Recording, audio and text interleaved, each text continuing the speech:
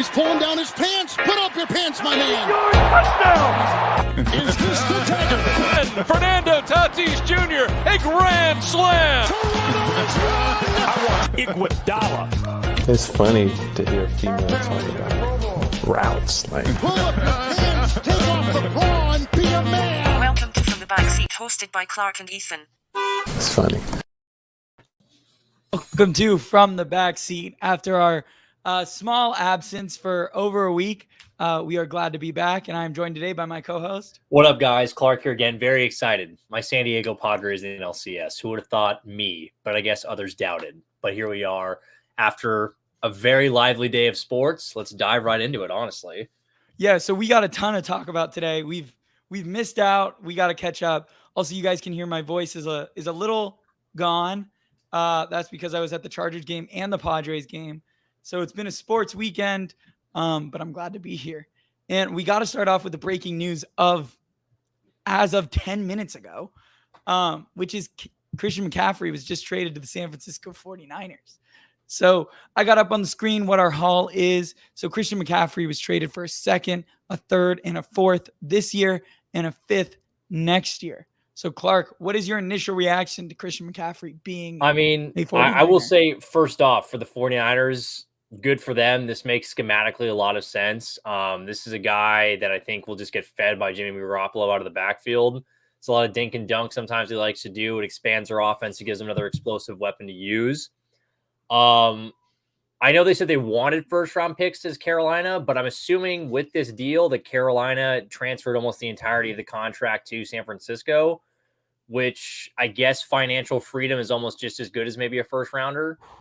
Wait, sorry, I'm going to interrupt you. I didn't even think about this. So my sports date update just tweeted out, the 49ers also do not have a first-round pick because they traded away for Trey Lance, which means they don't have a pick in the first 4 rounds of this upcoming draft. Yeah, so if you're the 49ers, you're really banking on this working out. Like, look, you can be really good at evaluating talent, but if you don't have a pick for the first 4 rounds, that's tough. But I think ultimately, as a San Francisco fan, you should be excited. The goal, obviously, every year, I feel like for a franchise like that is to compete for a title. I think this is a team that can make a really deep run. But again, when you start Jimmy Garoppolo, I don't think you can win a Super Bowl. But I think this is a good move. I think for Carolina, again, people will be like, well, where's the first round picks? But Carolina just earned a ton of financial ability at this point. They're going to be in a rebuilding mode. The ability to spend money will be something that they certainly look for to help surround what is going to probably be the number 1 overall quarterback in either Bryce Young or CJ Stroud coming there. So the ability to invest financially in them might be more important. And in players that are established, maybe than just sticking rookies around him. Could help his growth, whoever they draft. But I'm a little bit surprised they didn't get a first rounder, but I think it was still a decent haul for Carolina, again, assuming that they're getting this financial freedom from it. To tell you the truth, I didn't think they were going to get a first rounder. Yeah, I didn't think it would be tough. I didn't think they were going to get that. I understood that that's what they were saying the block is, but every team's going to act like their player should be worth more. This is way more than I expected, to be quite honest. I thought it would just kind of be a 2, and then that would kind of be it. Mm-hmm. But for the 49ers to trade the first 4 picks of their draft, you're basically saying, hey, this is it. Yeah, exactly. If we don't win this year, we're done.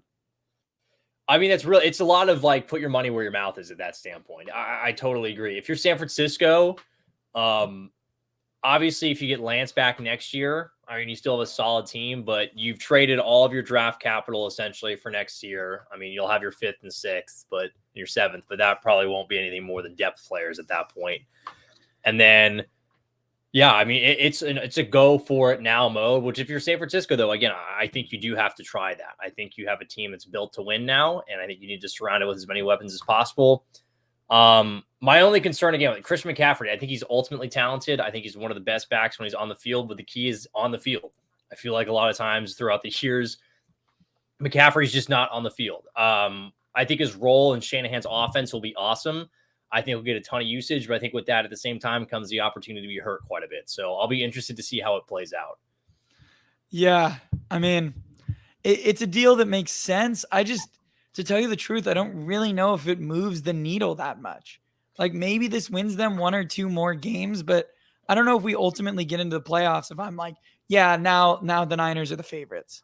No, I tend to agree. I mean, because again, look, this is a 49ers team that, like, look, last week, the reason they lost that game to Atlanta is because they're hurt. They had 13 players, like 12 starters missing or something last week. So you're adding a guy who is really talented, but is super injury prone.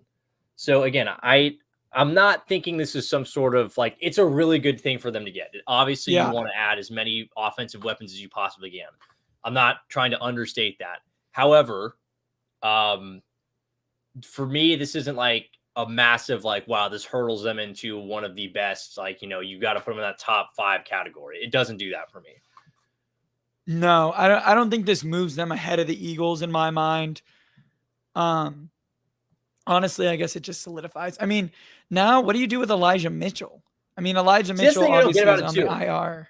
I know he's on the IR. I really thought that was something I thought about initially too, is that I thought Elijah Mitchell was more than good enough to carry this backfield when he gets back. You combine him with Jeff Wilson. Obviously, what his role will be vastly different, but I don't know what you do with him. Obviously, his role will be much smaller. McCaffrey will carry much of the load, but yeah, again, obviously, if you're a 49er fan, you're excited. I understand it. I think you hope it works out for him, but we'll just have to see how it plays out. Yeah, Leland says he expects the Bills to get him, which I feel like a lot of people were predicting.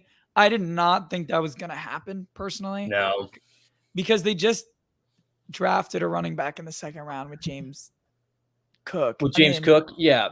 Plus, I will say this with Buffalo and a team like Buffalo, the way that they're playing, as cool as it would be to add a guy like Christian McCaffrey, I am someone who believes in some sort of forming of like team chemistry.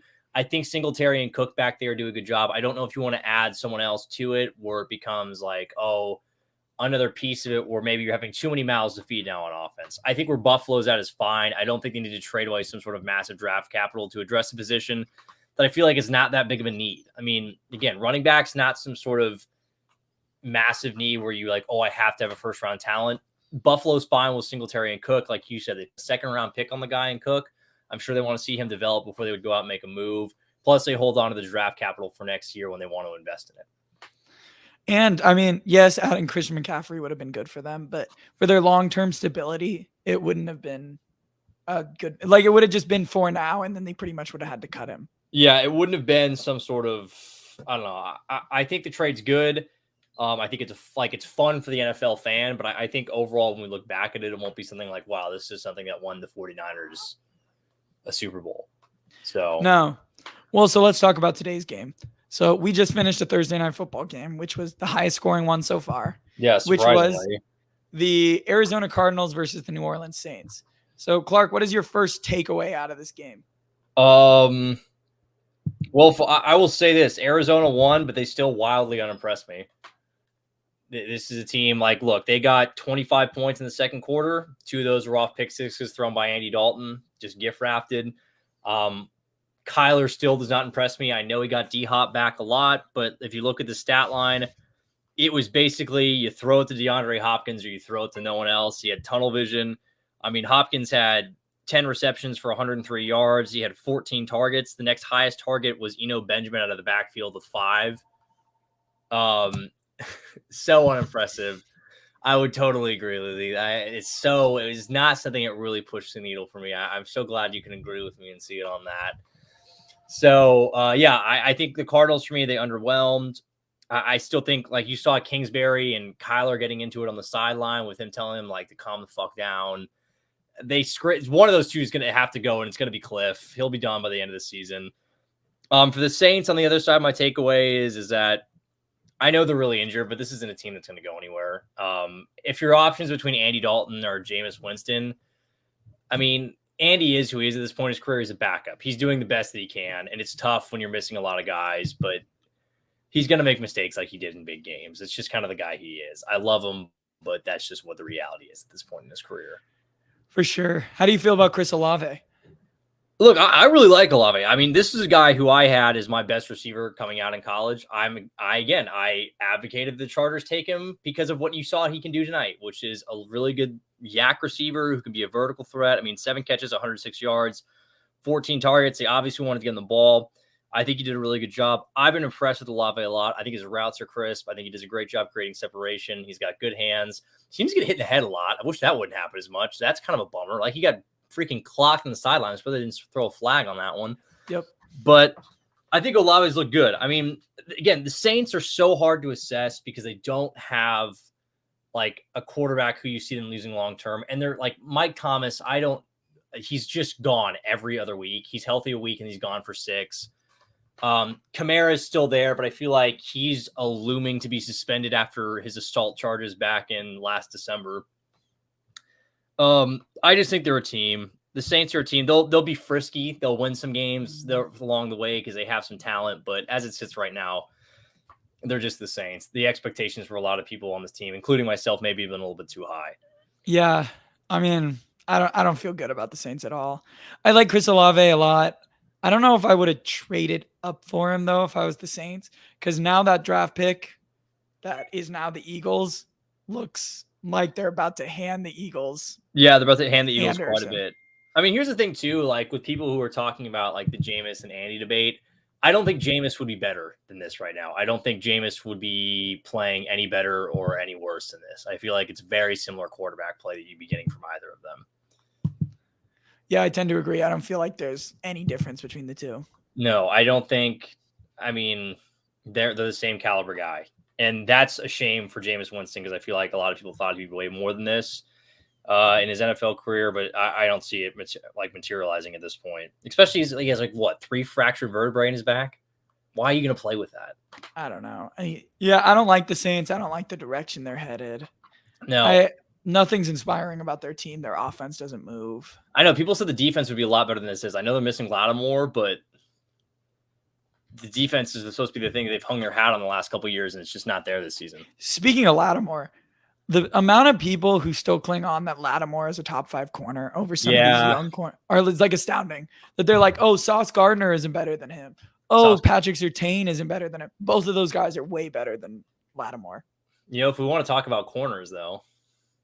We can talk about J.C. Jackson. I'm happy to talk about J.C. Jackson. We can talk a little bit about that. Yeah, we didn't rap last week as much, but yeah, we can talk about J.C. Jackson. Here's my question to you, because I saw something really interesting. I know it's PFF, but right now, 2 of the 3 best man cover PFF guys are both on the Patriots. And the way J.C. Jackson is playing, I have to ask, do you think he was possibly a system corner? I think it's a part of it, but the other thing is, I think the thing that's hurting JC right now is it's not like, I don't know how to describe it.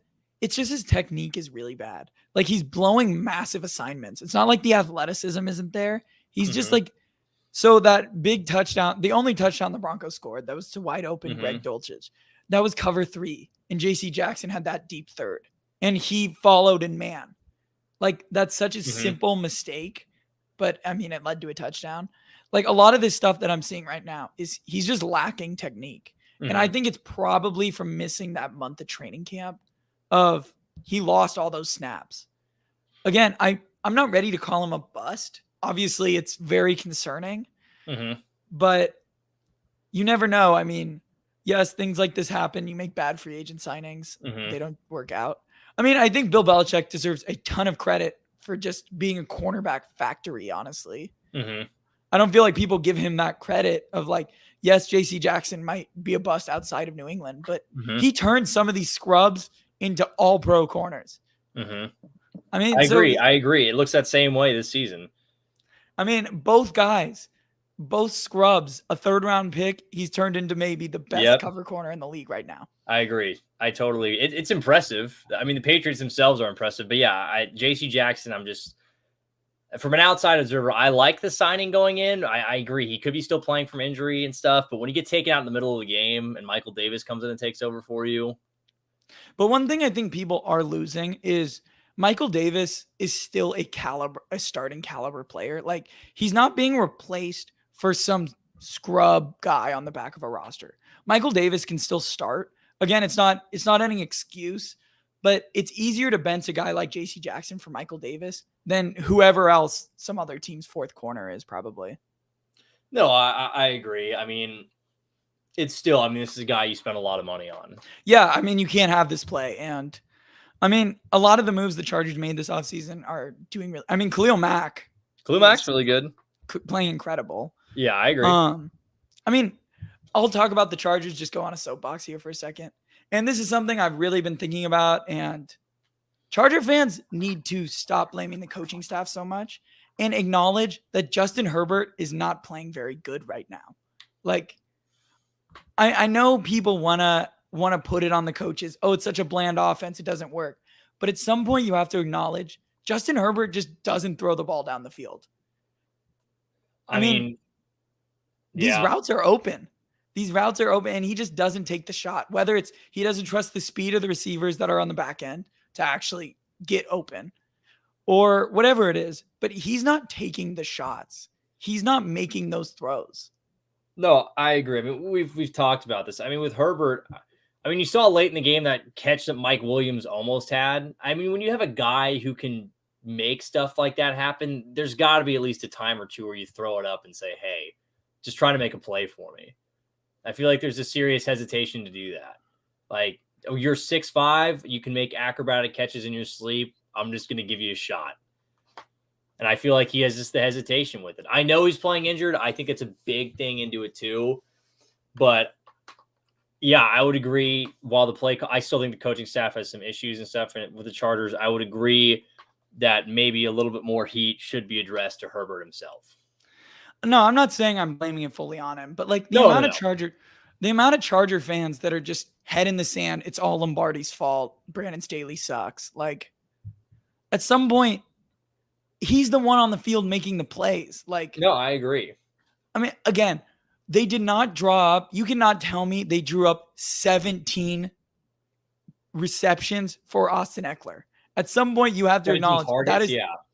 At some point, Herbert's throwing those balls. Like they did not design 17 plays for Austin Eckler to get the ball. No, I tend to agree. I mean, there's a lot of times where he checked you where it felt like he was just immediately looking for him. Yeah, it's just like I don't think the check out of the backfield was the first read. I doubt that. One thing I do want to say about that game, though, again, this is the thing I'm going to go off on Charger fans. Denver's defense is really good. It's really, really good. Like for the amount of people that are like, why isn't this offense moving? Again, 19 points is the second highest total they've given out this year. They are really good.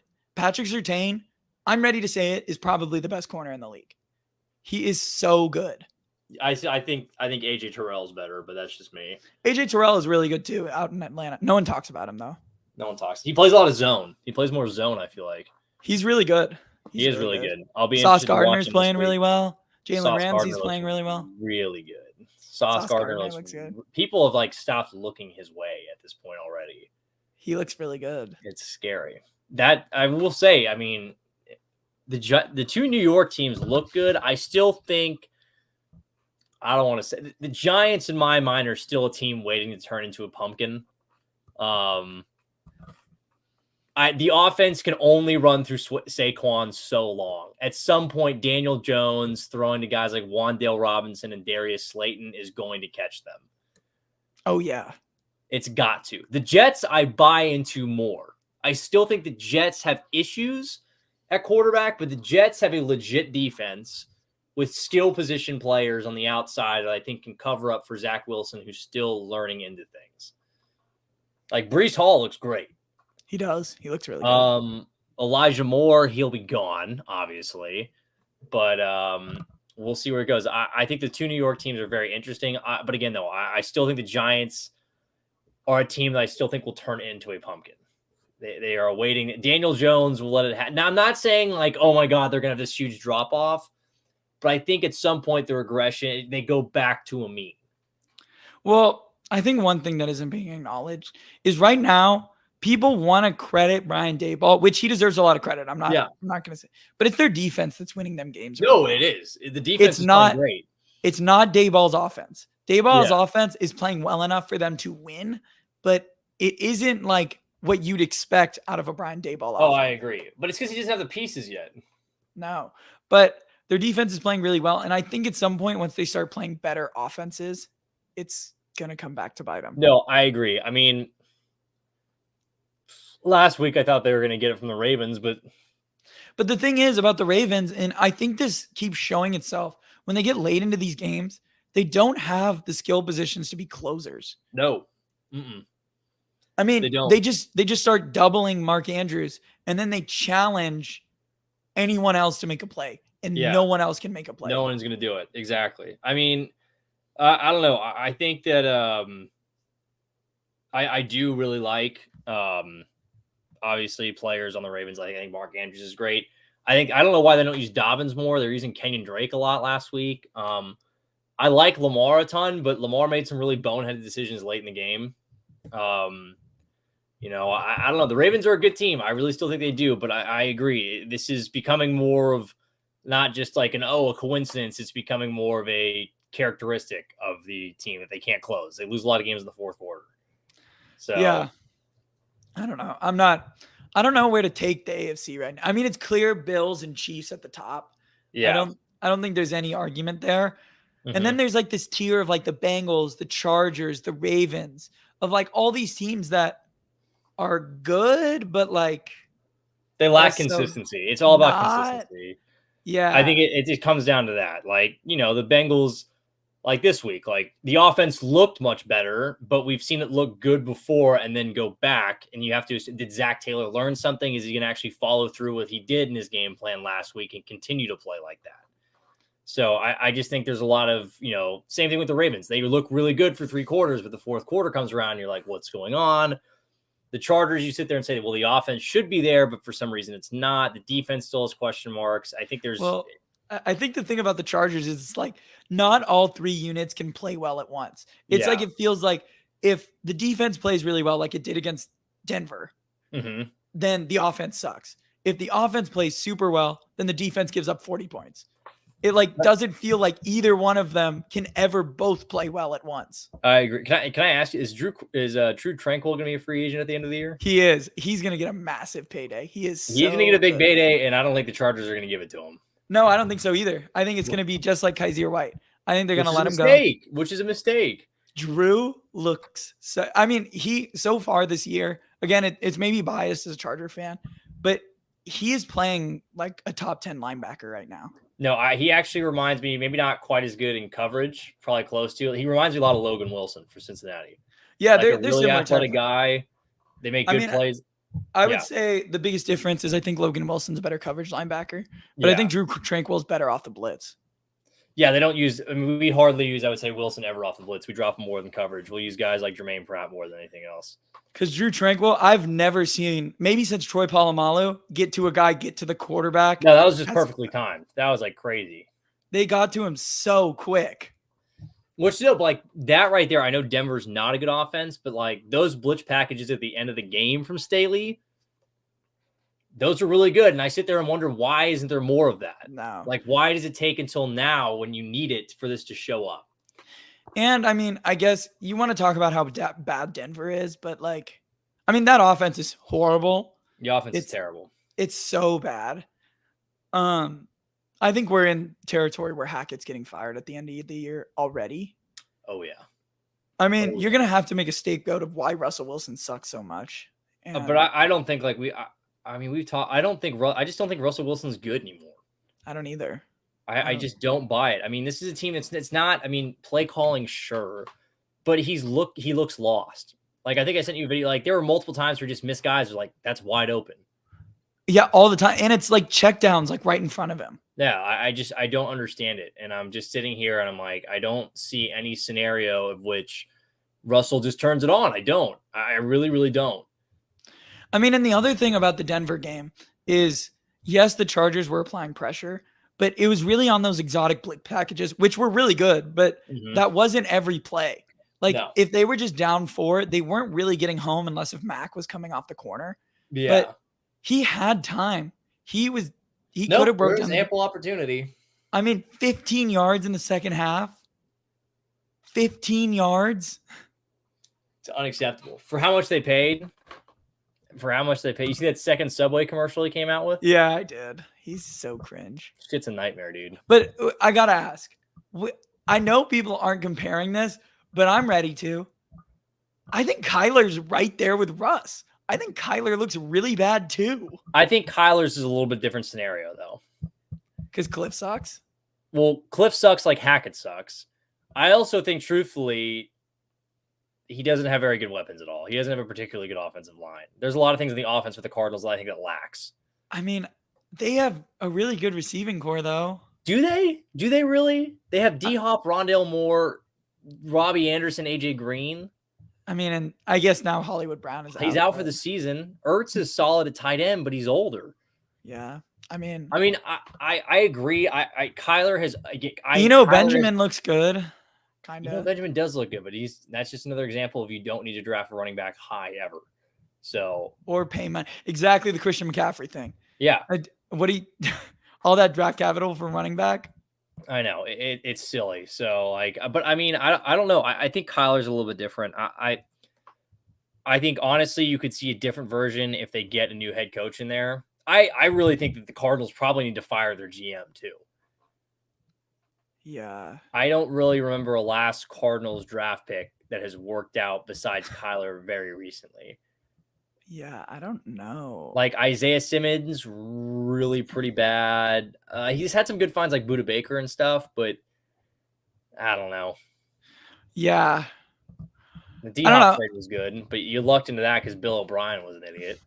Yeah, I don't know. Yeah, I don't know. Kyler to me, yeah. I mean, I think we both had him just inside of our top 10. Like, now looking back at it, our top 10 quarterback rankings were really good. Yeah, I think they're pretty good. The only one I think we're off on is Matt Stafford. Yeah, Stafford for sure. I think, but he just came off a Super Bowl. Why would we expect that he would fall off so much? Yeah, but I still think maybe we should do it mid-season. We'll re-rank our top 10, see where they're at. Yeah, I said early on, I was like, oh, I wish I would have put Lamar higher. I still feel like now after seeing like the MVP like early shine up for him, while he's still definitely a top, it's level off. I feel like it's Josh Allen or Mahomes at this point. It's not a competition. Say your top 5 MVP candidates at this point. Those two are my number 2, and then obviously 1 and 2. That's a given. Who would you also consider? Can I get a little hot with it? Like, can I put in some receivers or running back? Or should I do actually realistic? Who you can go whoever you like. Players I think deserve it. I mean, he's never going to get votes, but I think a player who actually deserves votes. I think Stephon Diggs is playing at an incredibly high level right now. Stephon Diggs is playing incredibly well. He's not going to get any votes ever, but he's playing so good right now. Another person that I think should deserve votes is Saquon Barkley. Saquon Barkley is the entire Giants offense. I tend to agree. He does a lot for them. So I don't know the order. And then my other one would be Jalen Hurts. Jalen Hurts for sure. 5. I think that would be my top 5. So I think my top 5 right now would be obviously Mahomes and Allen. Allen being number 1. You have Josh above Patrick? Absolutely. I don't know if I do. I do. I mean, he just won, but I don't know if I do. I do. I would have Josh above Patrick. 3, I would say Jalen Hurts. You got to give Jalen Hurts a ton of credit over there in Philly. 4. Wait, I got to ask. Nick Sirianni, coach of the year right now? Oh, yeah. I would have to say. Yeah. I mean, he embodies the city of Philly, too. That dude looks like he wants to fight other coaches by the end of the game. Well, did you see the Dallas Dallas players last year were yelling at him that he doesn't belong on the sidelines, and then I'm sure he took it personal. I mean, how could you not? And then, I like Sirianni a lot. I do like Sirianni a lot. You know who I'll put at 4 as a hot one? Let's hear it. Geno Smith. Wow. I don't know what his odds are, but if anyone would have told you that Geno Smith is playing like a top 10 quarterback in the league right now. Yeah. Without a doubt. And credit to the Seahawks, they fleeced Denver. They have clearly fleeced Denver at this point. They sold them a big, dirty squash and got a haul. Yeah. I would say, and I think my guy, I would go 2 guys, 3 guys tied at 5. Yeah. I would say 2 guys, very similar situations, Burrow, and I would say Jackson. I would say there, and I would throw in Herbert. I would say as the guys. Yeah, I want to pick quarterback because it's obviously going to be a quarterback, but at some point you got to give it to these other skill positions that are. But just you're as never valuable. gonna. You're never going to. I just feel like Saquon is the quarterback of that offense. I mean, they run the Wildcat with him. I agree. I mean, I'm trying to think of Bailey Zappi. Nick Chubb. You could almost. I think. Yeah, Nick but the Browns stink. The Browns aren't good. No, the Browns. Do you think they have a win without Nick Chubb? No. They wouldn't be able to play off anything. They still have Kareem Hunt, but that wouldn't be as good. To me, that's most valuable player. I do not think they would have a win without him. Yeah, but they only got 2 now. Well, I guess that's not too bad, but yeah, I think those guys would be top. I think Gino would deserve a little conversation. I texted you guys as jokingly, but the Seahawks are +7 to San Diego as the Chargers this week. Oh, I would destroy that. I don't think the Seahawks are going to win, but no, I don't think they're going to win, but they're going to cover. They're going to cover 100%. I would 100% think they're going to cover that, but yeah, we'll see. No, they're going to cover that, but I think the Chargers end up winning. But it'll probably be a 3-point game again. Can I ask you this just on the topics of quarterbacks? Yeah, we kind of joked about it for last Sunday, but I think it's a very real conversation. Who do you start in New England? Do you start Bailey Zappi or do you start Mac Jones? Mac Jones. It's not that much of a conversation for me because the reason is because they simplified the offense so much. For Bailey Zappi, they simplified it, and they should just run that offense with Mac Jones. It's what they did last year. It worked.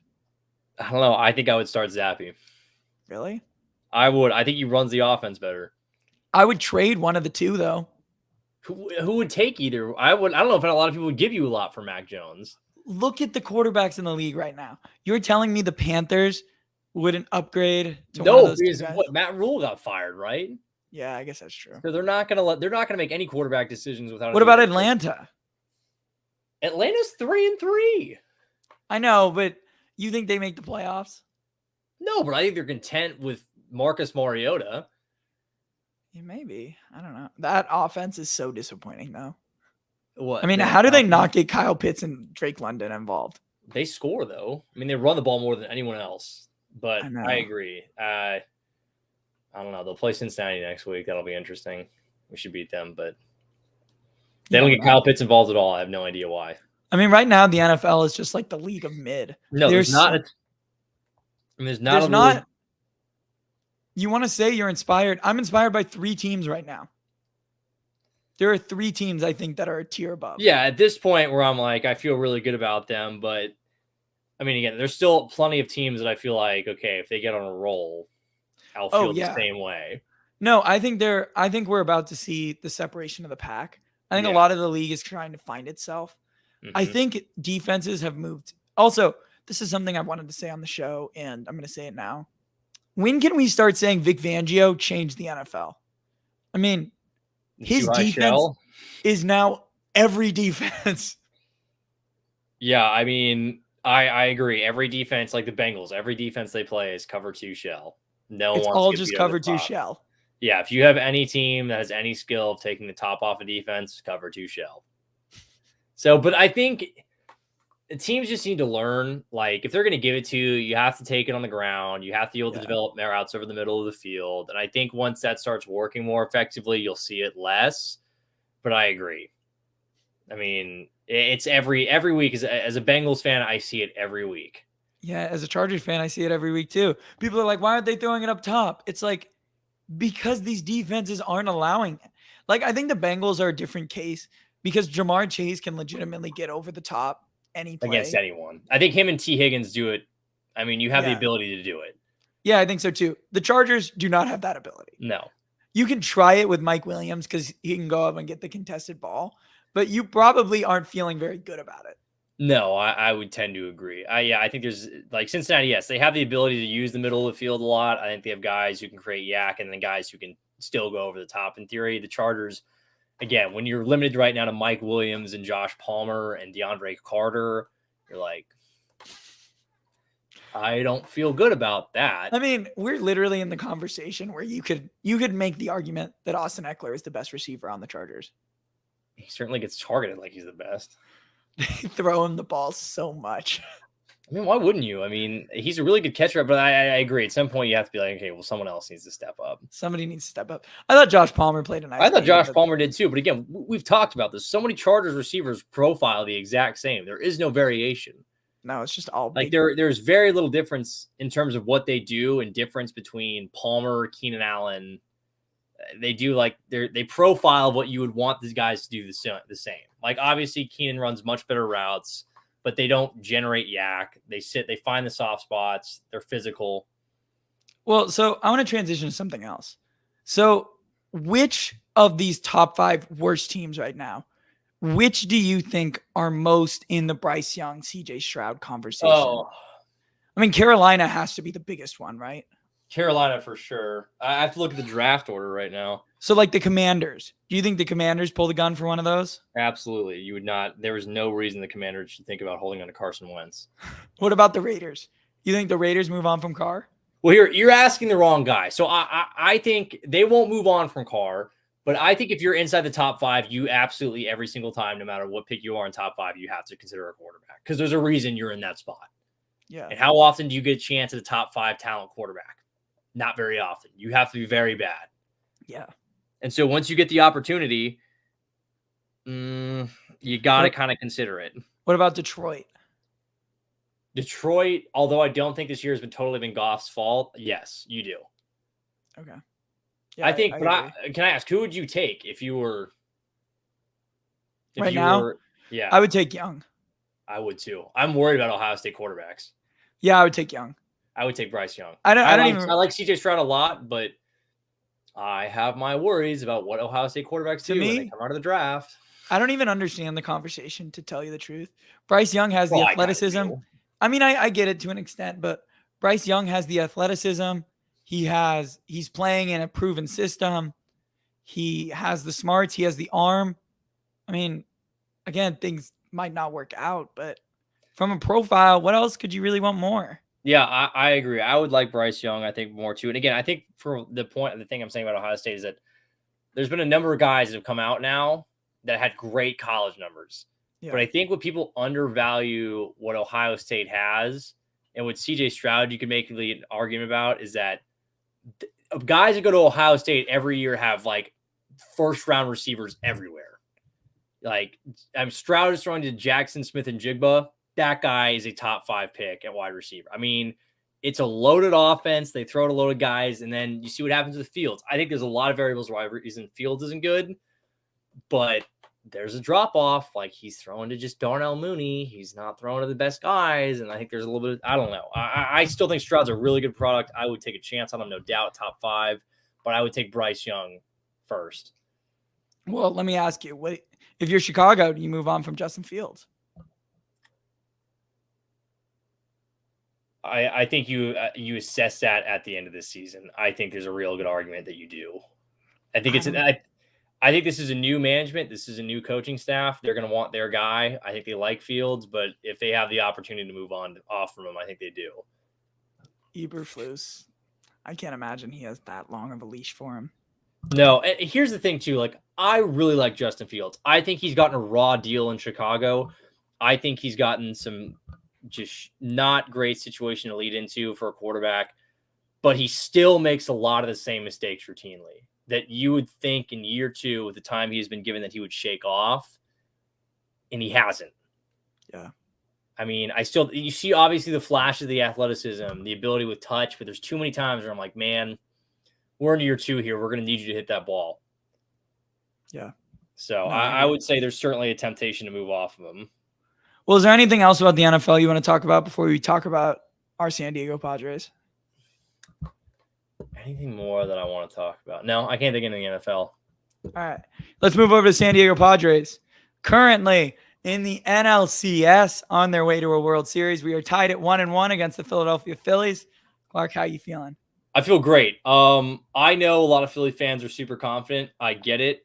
You should be. This is your team. This is who you go with. But to me, I think this stacks up really well for the Padres because the pitching is just better. Yeah. Again, I've said all postseason, you bet on pitching. I think you're going to see it in Game 3. I think there's a very clear difference between Ranger Suarez and Joe Musgrove. a very blatant and obvious one. And I think if you just look to the bullpen, the Padres bullpen is much better than the Phillies bullpen. You threw out Kyle Gibson, David Robertson, Brad Hand, they blew it for you. I mean, I know it's in a hostile territory, but I think Philly's going to look back in the series and that 4-0 lead that they blew, that's probably what's going to have cost them this series. Yeah. I mean, the difference between 1-1 and 2-0 is massive. Is huge. Because here's the thing. If San Diego goes, and I think they will tomorrow, go into Philadelphia and win, because, again, I trust Joe Musgrove way more than I do Ranger Suarez, then there's a ton of pressure that's flipped to Philly. There's a ton. And it not only goes from game 3, but it goes to game 4. I don't love Clevenger. I certainly like him more than Noah Syndergaard. Noah Syndergaard got beaten around all season. He's been having it for years. I trust him more, and I trust the bullpen more than Syndergaard going 3 and flipping it over to whoever they have. That's just how I feel about it. And I think, too, another aspect with the Padres at this point is, while obviously there's no such thing as like, oh, like it's just magic, the Padres are starting to have this sense of feel where it's like no lead is too insurmountable. I mean, they've toppled over 3-run leads with 5-run innings multiple times now. I think you're seeing guys starting to get hot, Drury and Bell. That was huge to see them spark that offense. As a Padres fan, if we would have gone down 2-0, I would have felt terrible. But being 1-1, I feel really good, and I feel like it's advantage Padres for how that game ended in game 1. Yeah, no, I agree. We're sitting pretty good right now. No, I will say, a little worried about the Astros if we do get to the World Series. I think everyone should be worried about the Astros. That's what I've said since the start of this whole thing. Have I not? No, you have. I mean, you said it was Dodgers, Astros, but yeah. Oh my Lord. No. They are now up 2-0. And it's not looking pretty. No, I mean, look, I think there's a very good chance that Houston either closes that up in 5 or they sweep. They own the Yankees. They're doing it again. I know they only had the 3-run home run from Bregman tonight, but you saw it. They have great starting pitching. Verlander was phenomenal last night, striking out 11. Flamber Valdez was fantastic tonight. 7 innings. He pitched a great ball. Chris Presley in their back end of the bullpen's awesome. This is a team that just has guys. They just simply have guys everywhere. And there's something to be said for a model of consistency. Again, I know people don't like the Astros because of the cheating thing in 2017. I understand that. But this is a team that has been more consistent than anyone else in baseball. I mean, it is astounding that in the last 7 years, I think now, that there hasn't been an ALCS game that hasn't included the Astros. Yeah. They're there every year. And I think they're on their way.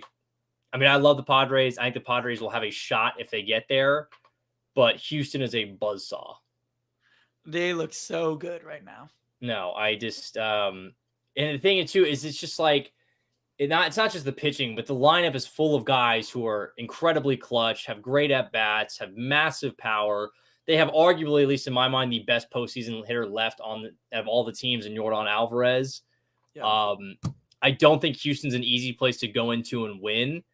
It would be a tough whoever draws Houston, because I think the series for the ALCS it's not done, but it certainly feels that way. Whoever draws them, it's gonna be a real tough time. Yeah. Oh, for sure. I will sure. say this before we move on. I don't know what we're gonna go from the MLB. You made a TikTok about it. I'm so tired of the excuses being made for these top seeds. I'm so tired of the National League.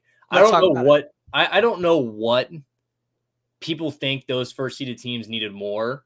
They got everything. I'm sorry you had to sit around for 5 days, rest, get healthy, not face your opposing team's number one pitcher, and get to set your rotation. It's the Los Angeles Dodgers fans that are upset. Dave Roberts cooked you game 1 when he threw Luis Urias against Mike Clevenger. Why would you throw your best starter versus your worst? Line him up for game 2. Let Tyler Anderson go game 1. There's so many unbelievable excuses, and now like the format needs tweaking just because 2 top-tier big market teams got knocked out. It's so silly. Well, in the AL, both the 1 and 2 both the teams won. I'm like, why? Like, it doesn't work. Like, oh, the Dodgers lost. Well, the Astros swept Seattle, and the Yankees beat the Guardians. I'm like, what are we talking about? I don't know. My thing about it, and maybe this seems biased, I don't care. If the Dodgers, yes, they won 111 games, But the bye is not a disadvantage. You could never convince me that a bye is a disadvantage. Like last year, you could talk about both NFL teams that had byes lost in the divisional round. You can never convince me that that was because of the time bye. off. Yeah. It wasn't because of the bye. It was just the teams came in hot. Yes, when you have a bye, you might lose some momentum and the team that you're playing might have momentum. Yeah. But you are healthy. You are ready to go. You have more time to game plan. You have everything available to you. Yeah. And by the way, I don't think the Dodgers were using the excuse before the series against the Padres. Someone asked Freddie Freeman because the Padres were hot. And he's like, well, they're hot right now. We've been hot for 7 months. 5 days off does not derail what a team is. The Dodgers flinched. They shat their pants. They couldn't handle it. That's just what it boiled down to. This is like they beat the Padres 14 times. They had to beat them 3 more, and they couldn't freaking do it. I'm not going to make an excuse for them. They screwed themselves. It's just how it worked out. I just think there's nothing wrong with how the playoffs work. No. It's just your team lost. Exactly. I'm sorry. And like the thing, like Buster Only's dumb tweet, like, oh, maybe they should be able to pick what their advantage is. What first ballot team would be like, I would like to play in the first round, actually? Who would say that? Well, who's going to willingly take wins off the board? Because people don't think about the bye is free wins because you don't have to play those rounds. You get a free 2 wins, basically. And whether you want to think about it that way or not, that is what it is. That's the advantage of a bye. Like here's the thing for the Dodgers. If the Dodgers, I know he didn't do much in the National League Division Series, but if the Dodgers played the National League wild card, you don't have Chris Taylor on your bench at all, by the way, because he wasn't healthy enough to play. Like, there's so many stupid advantages of that first round. The fact that we're making excuses for teams that were so dominant all season is absurd. It's the playoffs. The shit happens. Deal with it. Like, come prepared. Yeah, you just got to play. I don't know. Again, people can talk about their West Coast bias or whatever. There's no West Coast bias here. In fact, maybe the bias is just for the Dodgers. But they won 111 games. Of course, people are going to be like, oh, why'd they lose? They just played bad. I mean, this was a series that I think no one picked the Padres in. Again, just talking about this one, no one gave them a shot. No one did. Like, there wasn't any sort of conversation about, oh, should we change the format pre-matchup? I mean, just because a team loses in the postseason, where it's been proven throughout the grand history of Major League Baseball, the teams that are really good can be beaten by someone else. Why do we have to have this discourse now? There's no reason for it. The other thing I want to bring up that Dodger fans keep talking about is like, oh, this win for you guys was your World Series. Yes, it was. That's not an insult. That was our World Series. No, if the Padres lose this round, this season is a total success. No, I agree. I mean, obviously, I don't want them to look at it as their World Series because there's bigger goals ahead. But from a San Diego standpoint of being a fan and the organization, the franchise itself, this is a team that as fans you've watched beat on you all for just a day. My entire life, I've watched this team just douse us. Yeah. And you took them out. And I think at the same time, I don't know what will happen next year, but I'm sure the Padres will approach the Dodgers a little bit different. That monkey might be off the back. I think there's a lot of big things. That was a massive series, not only for the players, but for the organization, for AJ Preller. It was proof of what they're doing. It was a proof of concept. Like, yes, what we have been building can beat this team. It can beat the best team in baseball. And I think, yeah, it was a huge moment. It shouldn't be let down. And it's just absurd. It's just like, you know. And it was, again, for me as a Padres fan, you know how good it felt to watch all those Dodger fans just absolutely lose it? They have to come to the reality that the team that they've called little brother and made fun of for so long just bounced them, and they had to get embarrassed in the playoffs yet again. And didn't even get to Game 5. Didn't even get to Game 5. That's funny.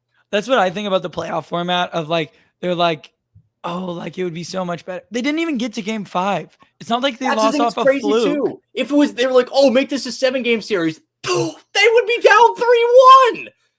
What difference would it make? That's my thing. It's people are trying to make as many excuses as they can.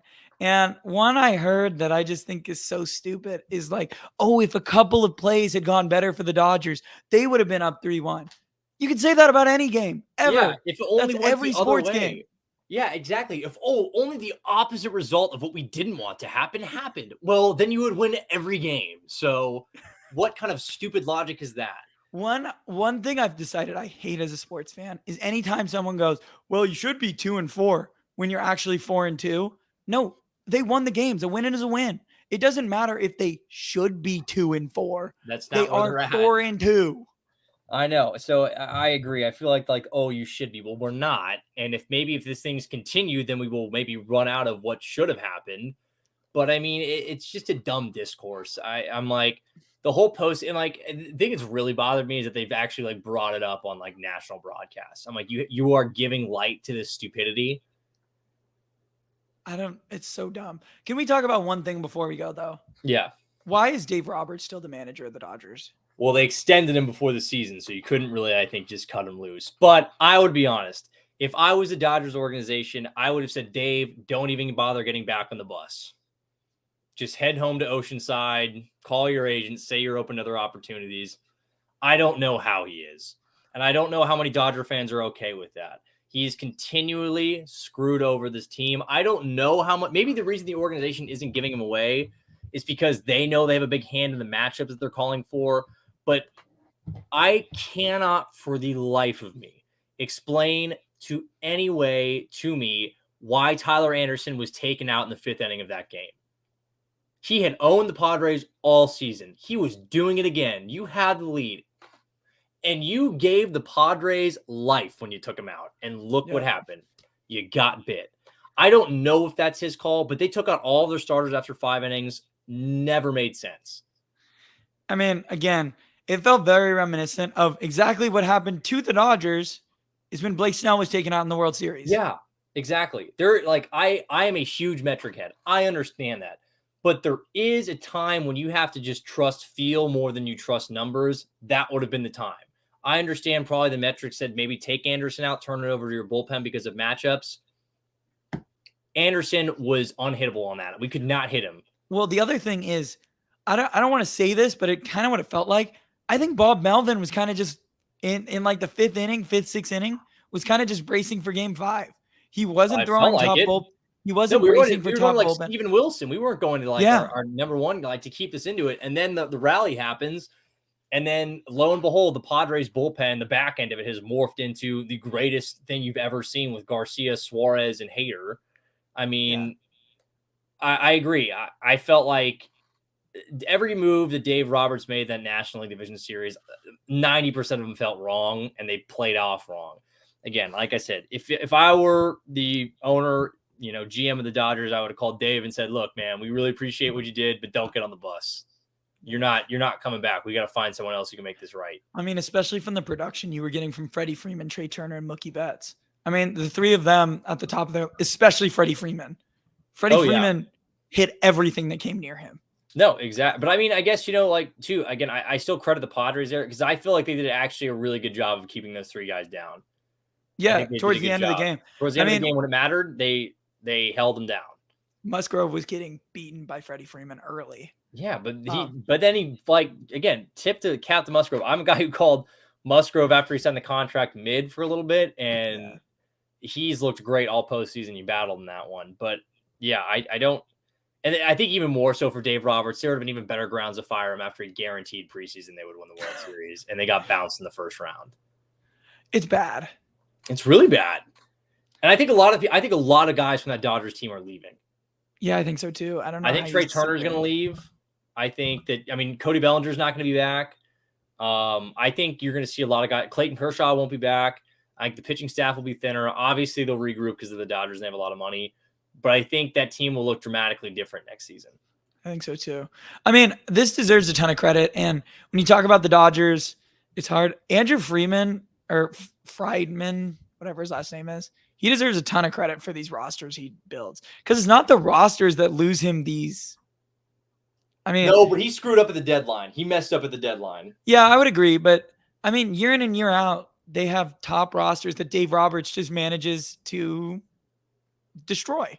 No, I agree. But I think this year, and they've done it a couple times in the past, the Dodgers are cruising through the season. The trade deadline comes around, and I know they got Scherzer and Turner last year. They did a great job in that. That really helped them.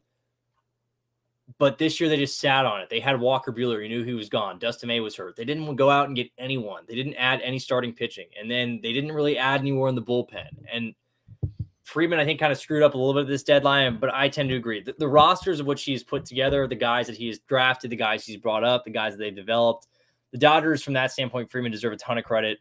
And again, I agree. I think they need to find someone else to go ahead and lead the ship because it feels like Dave Roberts is not the guy. Not the guy at all. I mean, you can win a ton of regular season games. You can do that all you want. But if you can't perform as a manager and you can't push the right buttons when the most important games of the year roll around, then you got a real issue. Yeah. So, yeah. I don't know. Before we go, we have big news that actually hit during the podcast. We have a new most viewed video on TikTok. Oh my goodness. It is so really? Is it really? The interview video of me going to Ole Miss became our most viewed. So that's kind of cool.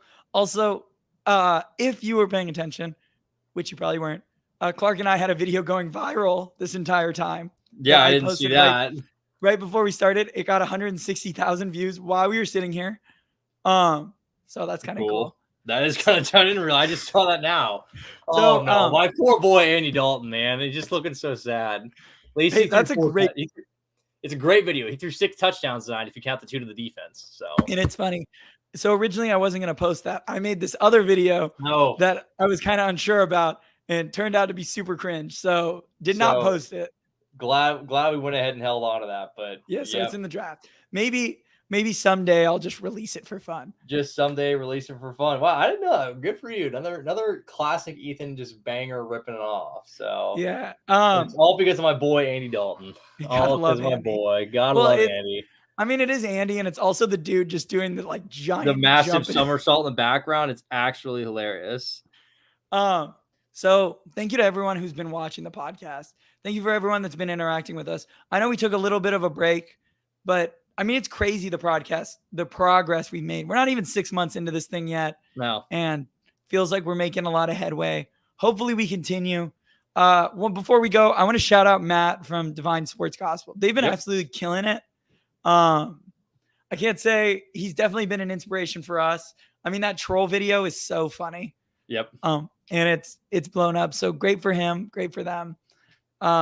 They're San Diego boys too. So if you don't follow them, go follow them. Yeah, go give them a follow, man. They're over. They're hanging out with the Dodgers in Cancun right now. So they are having a good time. Maybe Bellinger will buy the boys some drinks. Who knows? For sure. So make sure to subscribe and like on here. If you're watching on YouTube, if you're watching on Facebook, we started posting on Facebook a little bit. I just posted the reels there.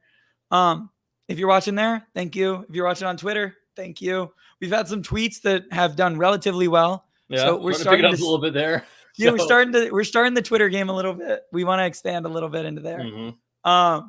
But thank you for everything. Seriously. Yeah. Clark and I are about to up the production of the show that's coming down the pipeline. So just get ready. My mic is going to turn into a much nicer mic.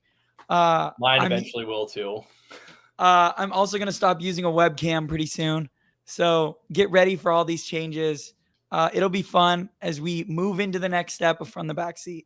Hope you guys like the new background and all these new graphics I'm making. It's truly been an honor to everyone.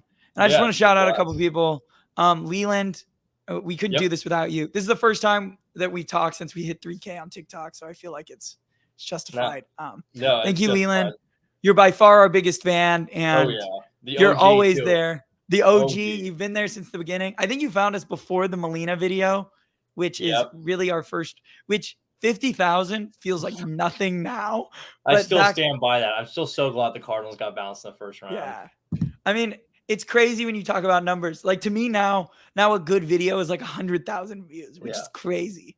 So seriously, thank you to everyone. Thank you, of course, to the guys over at True Code.